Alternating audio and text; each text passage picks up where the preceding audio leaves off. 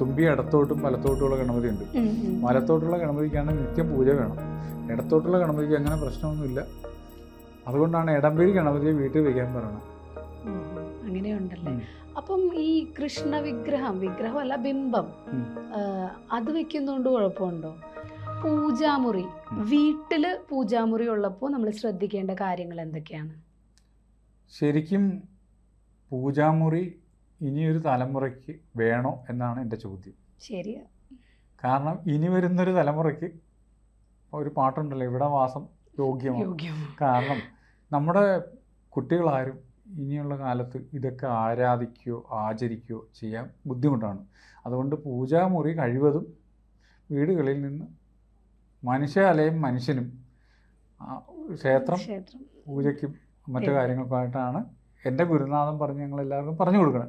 പക്ഷെ എന്നിരുന്നാലും ഇപ്പോൾ ഒത്തിരി പഴയ കസ്റ്റംസ് ട്രഡീഷണലായിട്ട് ചെയ്തു പോരുന്ന പൂജാമുറി ചെയ്യുന്നതുകൊണ്ട് തെറ്റൊന്നുമില്ല. അത് അതിൻ്റേതായ പൊസിഷനിൽ ചെയ്താൽ വളരെ ഐശ്വര്യം വീട്ടിലുണ്ടാകും. അത് കൂടുതലും വടക്ക് കിഴക്ക് ഭാഗത്ത് ഇവിടെയൊക്കെ പൂജാമുറി വന്നാൽ ഉത്തമമാണ് വീടിന്. നമ്മളിപ്പോൾ പൂജാമുറിയുടെ വലുപ്പം അതൊക്കെ എങ്ങനെയായിരിക്കണം? ഏറ്റവും ചെറിയ ഉത്തമ ചുറ്റ് എടുക്കുകയാണത്. അധികം വലിപ്പമൊന്നുമില്ല പൂജാമുറിയിൽ. കൂടുതലൊന്നും നമ്മൾ ക്ഷേത്രം പോലെയൊന്നും ചെയ്യുന്നില്ല. ചിലർ അത്രയും ഭയങ്കരമായിട്ട് ചെയ്യുന്നവരുണ്ടല്ലോ, അതുകൊണ്ട് ചെയ്യുന്നുണ്ട്. അതുപോലെ പൂജകളൊക്കെ ചെയ്യുന്ന ഇപ്പം കർമ്മവ്യവസ്ഥ വീട്ടിൽ ആചരിക്കുന്നവർക്ക് അത് ചെയ്യാൻ പറ്റും. ഞാൻ പറയുന്നത് ഇപ്പോഴത്തെ നമ്മുടെ ഈ ക്യാപ്സൂൾ പരുവത്തിലുള്ള ഫാമിലിയും മറ്റു ഇതൊക്കെ ആയിട്ട് ഇതൊന്നും പൂജാമുറിയും കൊണ്ടു നടക്കാൻ പോലും പറ്റില്ല. പക്ഷെ ചെയ്യുന്നവർക്ക് അതിൻ്റേതായ ഉത്തമ കണക്കൊരു 10-12 കോല് ചുറ്റുള്ള വലിയ പൂജാമുറി എടുത്തിട്ട് വിഗ്രഹങ്ങളൊന്നും വച്ച് പൂജിക്കരുത്. ഫോട്ടോസ്, വിളക്കുകൾ ഇതെല്ലാം വച്ച് ആചരിക്കാം. അതെന്താ വീട്ടിൽ വിഗ്രഹങ്ങൾ വെക്കാൻ പാടില്ല എന്ന് പറയുന്നത്? ഒരു സ്ഥലത്തും വിഗ്രഹം വച്ച് പൂജിക്കരുത്. അത് അവിടെ സാന്നിധ്യം ഉണ്ടാവും. ഈ സാന്നിധ്യം നമ്മൾ മരിച്ചു കഴിഞ്ഞാൽ പിന്നെ അടുത്ത തലമുറ ഇത് ആചരിച്ചില്ല എന്നുണ്ടെങ്കിൽ ഈ സാന്നിധ്യം നമുക്ക് നല്ലതിനേക്കാൾ കൂടുതൽ ചീത്ത ചെയ്യും, മോശം ചെയ്യും. 8 ഇഞ്ചിൽ കൂടുതൽ ഉയരമുള്ള ഏത് വിഗ്രഹം വെച്ചാലും പൂജിച്ചില്ലേലും അതിന് ശക്തിയുണ്ട്. 8 ഇഞ്ച് കൂടുതൽ പൊക്കമുള്ള വിഗ്രഹങ്ങൾ അതിനകത്ത് പ്രത്യേക ചൈതന്യങ്ങൾ വന്നു ചേർന്ന് ഭവിക്കും.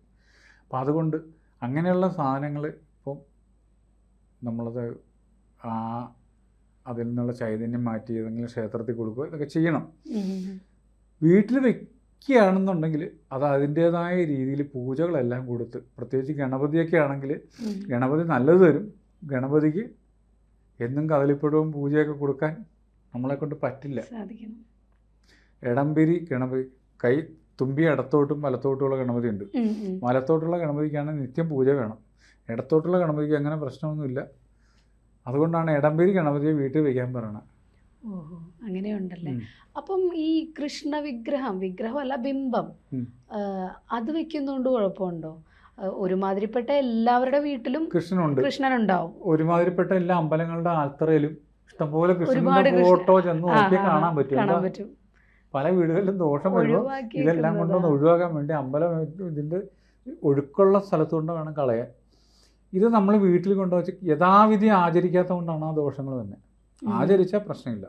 അല്ല, ഇപ്പം പൊതുവെ എല്ലാവരും വിഷു വരുമ്പോ മാത്രമാണ് പുള്ളിയെ എടുത്ത് ഒന്ന് നോക്കുന്നത്. പുള്ളിക്ക് ഒരു മാല മാസത്തിലൊരിക്കലെങ്കിലും ഇട്ടാൽ, ഇപ്പൊ ഗുരുവായൂരപ്പൻ്റെയോ കൃഷ്ണൻ്റെയോ വിഗ്രഹം ഗുരുവായൂർ പോയിട്ട് വരുമ്പോൾ ഒരു ഇത്ര പൊക്കമുള്ളൊരു വിഗ്രഹം മേടിച്ചുകൊണ്ട് നമ്മളെല്ലാവരും വീട്ടിൽ വയ്ക്കും, വിളക്ക് കത്തിക്കും.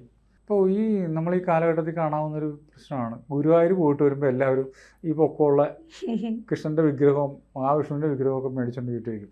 കൃഷ്ണൻ ദോഷങ്ങളൊന്നും ചെയ്യില്ല, പെട്ടെന്ന് ഉപദ്രവിക്കൊന്നുമില്ല. പക്ഷേ ഇത് കൊണ്ടൊന്ന് വിളക്ക് കത്തിക്കും, എന്തെങ്കിലും വിശേഷമുള്ള ദിവസം ഒരു മാലയൊക്കെ മേടിച്ചിരുന്ന ചാർത്തും, ചൈതന്യം കൂടും. ചൈതന്യം കൂടുമ്പോൾ എനിക്കിപ്പോൾ ഒരു സാധനം നിങ്ങൾ തരുമ്പോൾ അടുത്ത മാസം അല്ലെങ്കിൽ തന്ന ദിവസം എനിക്കൊരു പ്രതീക്ഷ ഉണ്ടാകും എനിക്കത് കിട്ടുമെന്ന്. ഇത് ഈ ഗുരുവായൂരപ്പൻ അല്ലെങ്കിൽ ഈ കൃഷ്ണ ഗണപതിക്കൊക്കെ ഇത് കിട്ടിയില്ല എന്നുണ്ടെങ്കിൽ ജ്യോതിഷ പണ്ഡിതൻ രാജേന്ദ്ര ബാബുവിനെ ജ്യോതിഷ സംബന്ധമായോ വാസ്തു സംബന്ധമായോ പ്രശ്നപരിഹാരങ്ങൾക്കായി താഴെ കാണുന്ന വാട്സപ്പ് നമ്പറിൽ ബന്ധപ്പെടുവാൻ ഒരു ഹായ് അയയ്ക്കുക.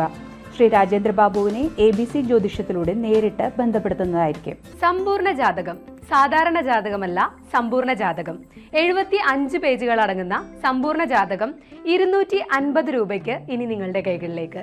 അതിനായി നിങ്ങൾ ചെയ്യേണ്ടത് ഇത്രമാത്രം: താഴെ കാണുന്ന നമ്പറിൽ ബന്ധപ്പെടുക. ജ്യോതിഷവുമായി ബന്ധപ്പെട്ട എല്ലാ വിശേഷങ്ങളും നിങ്ങളിലേക്കെത്താൻ ABC ജ്യോതിഷം സബ്സ്ക്രൈബ് ചെയ്യുക.